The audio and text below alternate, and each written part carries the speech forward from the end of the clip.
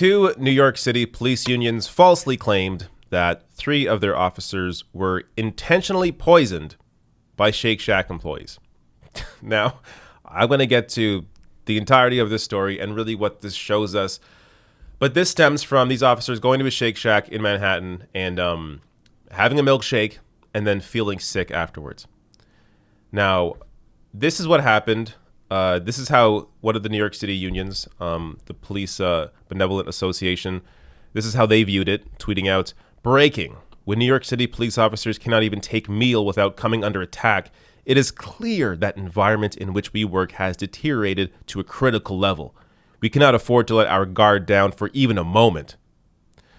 And they go on here to a longer claim saying that, we believe it was a toxic substance, probably bleach, placed in their beverages. Yeah, of course.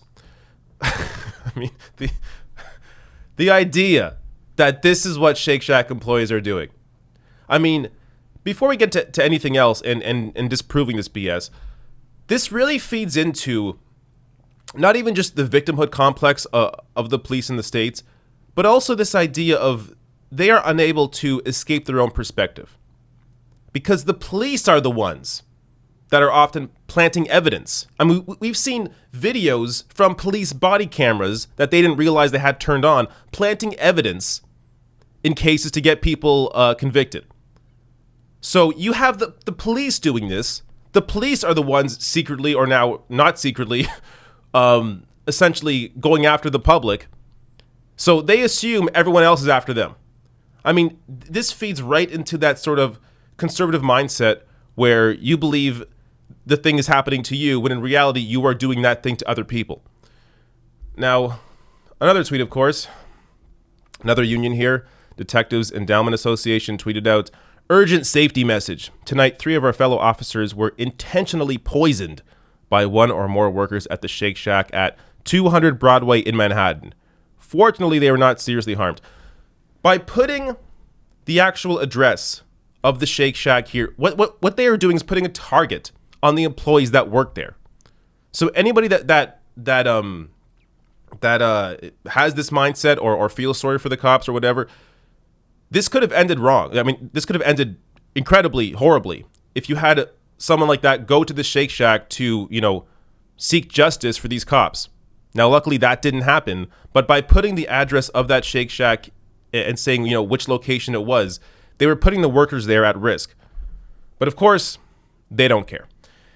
And just to show you how much of the media reported on this, they just took the words that they used exactly and put it out there uncritically.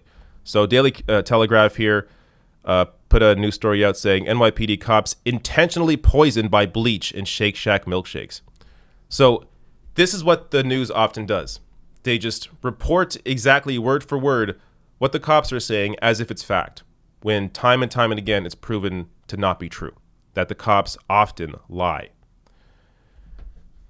Now, finally, we get to the truth.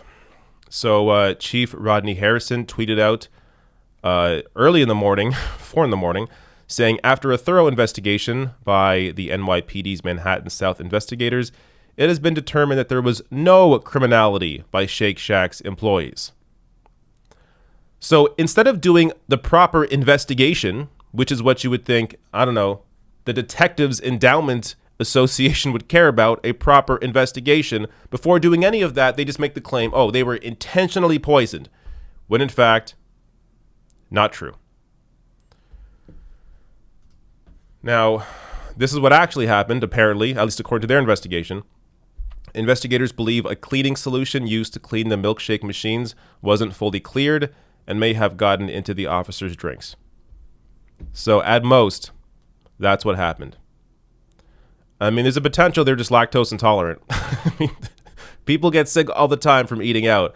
I know every time I have certain foods, there's this great tofu dish at this Chinese restaurant I love. Every time I eat it, I get sick, but I love eating it. So it could have just been, that. Or it could have been the cleaning solution. But regardless, they were not intentionally poisoned. Now, let me show you a couple other examples. This happens quite often. And this is just in the past year. So this from NBC News. Officer who accused McDonald's workers of taking a bite of his sandwich forgot he ate it. This is maybe one of my favorite stories out of the cops from the past few years. I mean, this is truly comedy. This is a piece out of The Onion, essentially. But no, this was real life. A cop thought that that his food was tampered with by McDonald's employees, when in reality, he's the one that took the bite. So you had that. And then this other one from December. A police officer lied about having pig written on his coffee cup. Turns out he wrote it himself. So you may have missed this story.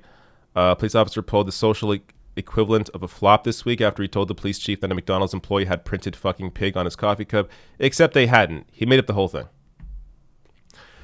So you wonder why people don't trust the cops. I mean, even in a case where they potentially actually did ingest a substance that may have got them sick, they just assume, oh, it had to be intentional. We had to be intentionally poisoned, when in reality, no. It was just straight out of them cleaning the machine. So this is, I mean, again, this goes into the police victimhood of how the police just assume everyone's always against them. Now, there are, of course, I think the police need to be defunded, but I wouldn't support poisoning an officer. That isn't how you achieve change here. And of course, they're not being poisoned. But by playing the victim, this is how they try and win over the hearts and minds of individuals. But again and again, we see that it's just empty BS in an attempt to gain some support that they continue to lose.